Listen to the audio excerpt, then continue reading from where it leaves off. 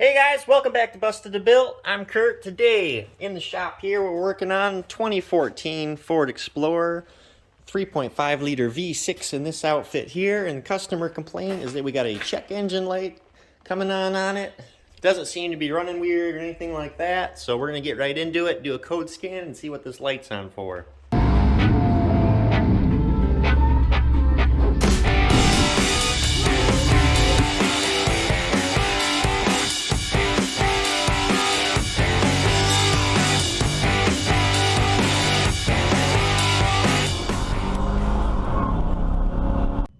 So now we got the Think Tool Pro here all set up, and we're going to do a smart scan on this unit and go through all the modules, and we're going to figure out exactly what's going on. I just like to go through and do a health check and check all the modules, kind of a pre-repair scan here, and then we'll get right into it once we get all these modules read. So now we got all the modules scanned, and here in the PCM, P2196 and 2198, O2 sensor bias stuck rich bank 1 sensor 1, and O2 sensor signal bias stuck rich bank 2 sensor 1. And so we'll go in here. We're in here. We'll go ahead and we'll look at our data stream and we'll check out these oxygen sensors. So on this particular unit they're going to be equivalent sensors. Equivalents 1 and 2 right there. And so we'll be looking at that. We'll also check out our fuel trims. I can never get down there. Just so much data. Long-term 1, 2, mass airflow. Short-term down here somewhere. There you are. And we'll read all that data. Let me go start it. Car is running right now and all of our data is populating. Long-term trims we're down 5 and 7, so single digits, not terrible. Short-term trim compensating the other way for the long-term at the moment, so we'll see what happens there. We got a little bit of a high idle, so the mass airflow should be dropping here shortly, but nothing popping right out in these fuel trims here. So now we're all warmed up, our high idles drop down, mass airflow's reporting between 3.5 grams per second, so that's right in the money. You want to have about 1 gram per second per liter of engine displacement, so this is a 3.5 liter, so that's right on the money. Our fuel trims really haven't changed, our long terms from bank 1 to bank 2 still hovering at 5 and 7, short terms right around 0, equivalence ratios are good. So everything here is reporting correctly. We don't have a rich condition at the moment. So let's go back and check out our freeze frame data for these codes.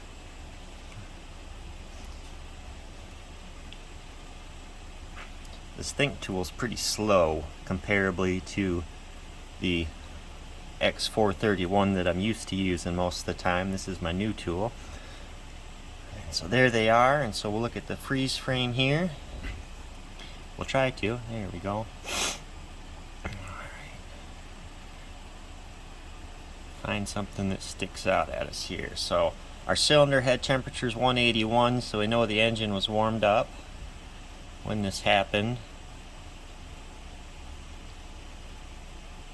1500 RPM.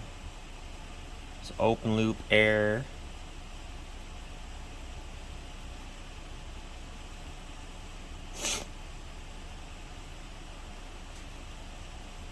And our fuel trims were reporting good for the long term at that time. 24 grams per second of mass airflow, but we weren't at idle, so we can't say if that's good or bad. Come down some more. Short term trim's not even reporting. Throttle position sensor.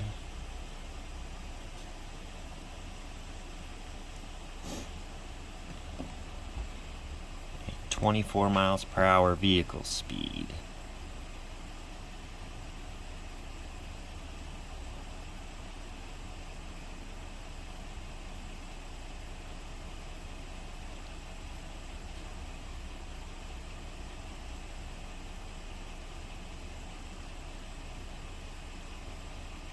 So very interesting note here, engine run time, 40 seconds. So the engine was already warm and then was restarted and then got going down the road. We're cruising about 24 miles an hour. We were in 4th gear and it was running for about 40 seconds at 1500 RPM. I suspect, potentially, that maybe we stopped at the gas station, fueled up, and then hit the road. 70% fuel level, we wouldn't have filled it up. Maybe we just got a smidge of gas, and that pushed fuel vapor through the purge valve. So now what I'm going to do is I'm going to pop the hood, we're going to get under there, and I'm going to check that purge valve and see if it's leaking. Because that would make sense. After you fuel the car, push all that fuel vapor into the intake, if the valve's leaking, then for, you know, whatever amount of time after you fire it, you're going to have all that fuel vapor in there. That would absolutely make sense. So we'll get under the hood and check that. Alright, and so then this is our purge valve here, and this is the guy I'm suspecting that I'm going to check. And these are very, very, very simple to check for a leak. So you have an electrical connector here. Make sure that you just have that unplugged, so that way it's not energized. And this valve will be shut if it's not energized. So there'll be no leaks. On this side here, where it's hooked in, this is manifold vacuum. And on this side here, the other side of the valve, that's where we've got our vapor feed coming from the tank and the evap system. And so we'll unhook this. Just a couple little clips. And then we'll unhook that hose. Try to get it out of our way best we can. And now we're going to start the engine, and if we have manifold vacuum here at this port, this valve's leaking. Diagnosis is done. We'll replace the valve and go on with life. So we'll fire it up, see if we got vacuum there.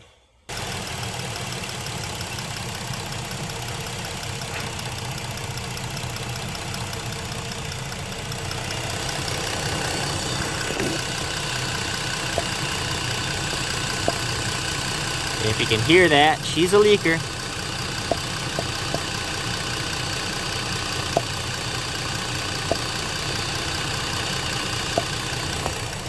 I'll be a little bit more scientific about it. Let me go get a vacuum gauge put on there, and that'll leave everyone's suspicions of otherwise. Alright, so now we got the trusty vacuum gauge. I'll get the gauge here in front, let you guys see it. Now hook her on. Maybe I won't hook her on. Bingo. Leaking purge valve.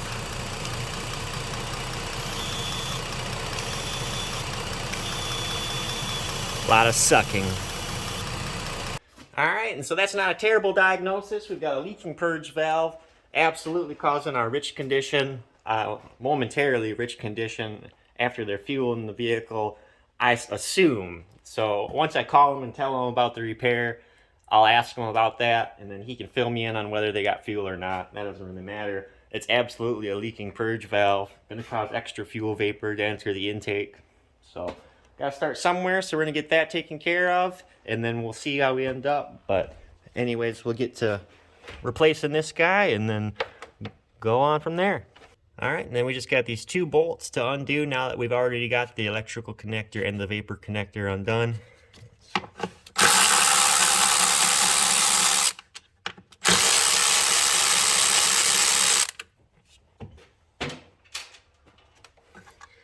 And upsy daisy. And there's your bad valve right there. Then we got new valve going in. This is a standard CP758. If anybody wondered, CP for canister purge. And there's a lot of debate on whether you would want to use OEM parts on something or aftermarket. Like I mentioned, this thing's only got 107,000 miles on it, and the OEM one failed, so I don't have a whole lot of faith in putting another Motorcraft one on it. And what's the worst that's going to happen if I put a standard on it? So this is what we're going to do, is put a standard valve on here. Looks like there's some assembly required, so we'll do that. So these here are the pieces that come in the little standard kit. And so just a couple little grommets here to assemble. Doesn't look that crazy. Maybe we should reference the old one. It looks like the taller part of the rubber goes to the top. So we'll do this and shove you through there. Darn that labor shortage. Everybody's got to put all their own parts together. Slip that together. Fatty's on top. Slip it in here now. Come the other side. Slip that one in. Alright, and then we got an O-ring. That goes on, and it goes in the first groove. There's two little grooves here. So it goes in just the first one. Wrap this around like that.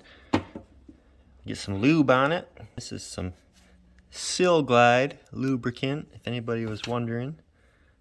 Just a silicone lubricant. Use Vaseline if you want. I like to lube that O-ring up. There's our assembled valve. We'll slip her in. Nothing to it but to do it. In you go. Reinstall the two bolts.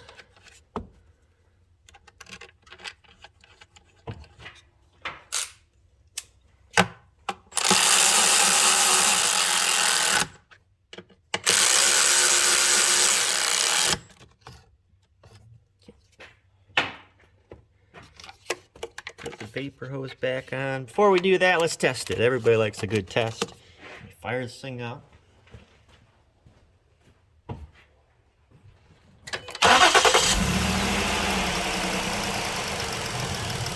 Confirm that we fixed it and there's no vacuum here.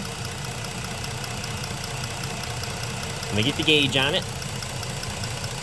There's the gauge. Slip it in the hole here. No vacuum at all.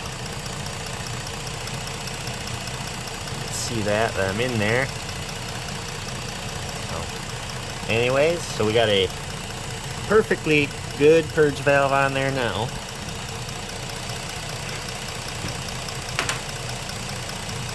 We'll hook her back up, slip that clip back on there, and this electrical connector on there. Then we can reinstall our engine cover. Slip it around our oil fill. Cap back on. Let me find some clips to put back there, so that way nobody calls me a hack.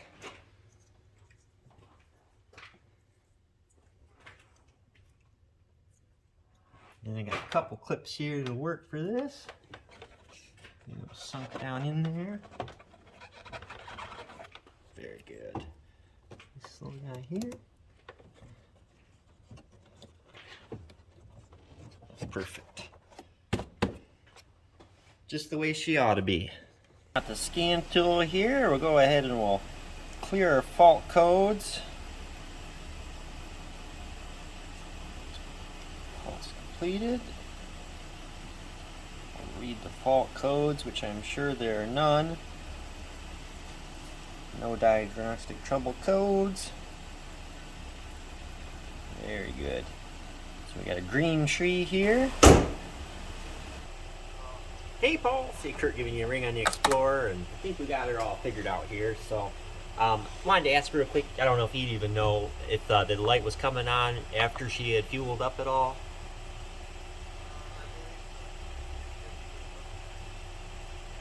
Okay, yep, nope, I got her then 100%. So, but there's a little valve on top of the engine that basically just lets the gas tank vent to it when you're driving the car and stuff, and it's supposed to be closed the rest of the time. Well, that was leaking just a little bit, so every time that the car was getting fueled up, it was actually pushing fuel vapor into the engine, and so probably like for the first 30 or 40 seconds when it would get started after that, it was just running really rough. Not that you would notice it, it would have been smooth and everything, but enough to set the codes and stuff like that.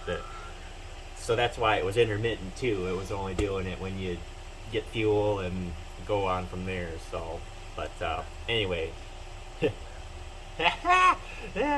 no, it was a fun one to get to the bottom of, but it's not a terrible repair. Confirmation, she just fueled up, and then that was when the problem happened. So Anyways, so it's good to look at that freeze frame data. You never want to go in there and just clear your codes, because you're never going to get that data back once you clear it.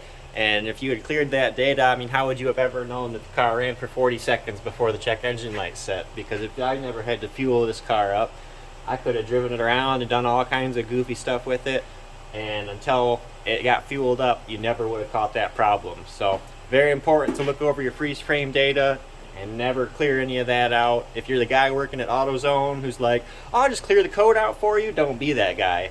Don't be that guy, because you just screw up everybody else that actually wants to diagnose the problem. So anyways, just a little rant for that. But anyways, so up and running, happy customer, happy life, on with the rest of the day now. So appreciate you guys watching. So if you wouldn't mind leaving a comment, liking the video, or even subscribing if it helped you out, it really helped me out, get some traction on the channel. So appreciate you watching. We'll catch you on the next one.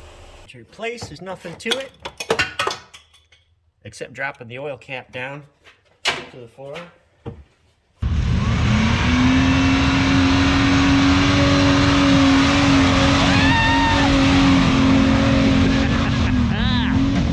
Get it! Whoa!